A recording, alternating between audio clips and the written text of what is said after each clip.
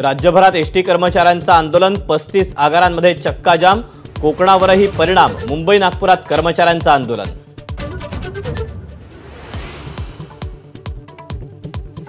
मुख्यमंत्र्यांनी लेखी आश्वासन दिल्यास लगेच एसटी सुरू करू, कृती संघ समितीच्या संदीप शिंदेंचा दावा, गैरसोयीबाबत प्रवाशांची माफी।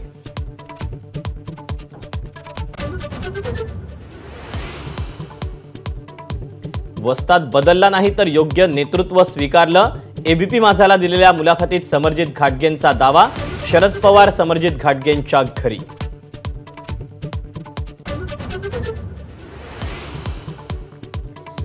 लाडकी बहीण योजनेतील गैरप्रकार उघड, साताऱ्यातील एकानं महिलेच्या नावानं भरले तब्बल 30 अर्ज, 90,000 लंपास।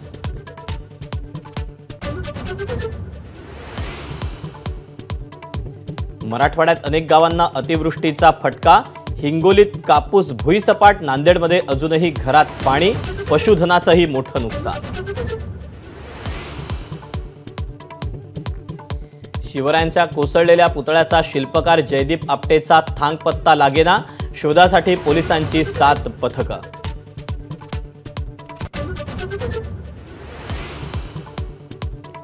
बदलापूर अत्याचार प्रकरणी सुमोटो याचिकेवर आज हायकोर्टात सुनावणी, संस्था प्रशासन आणि पोलिसांनंतर कुणाची खरडपट्टी निघणार याकडे लक्ष। मुंबईकरांसाठी गुड न्यूज, कोस्टर रोडला सीलिंगशी जोडण्याचा दुसरा टप्पा 15 सप्टेंबरपर्यंत सुरू होण्याची शक्यता, मरीन ड्राईव्ह ते वांद्रे प्रवास अवघ्या 15 मिनिटात शक्य।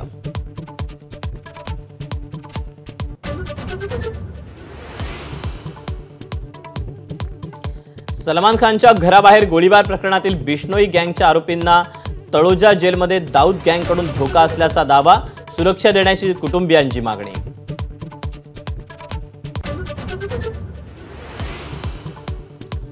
पॅरालिम्पिकमध्ये सुमित अंतिलला भालाफेकमध्ये सुवर्ण, तर बॅडमिंटनपटू सुहास यतिराजला रौप्य, तर नित्या श्रीसिवनला कांस्य पदक। भारताच्या पदकांची संख्या 15वर। एबीपी माझा, उघडा डोळे बघा नीट।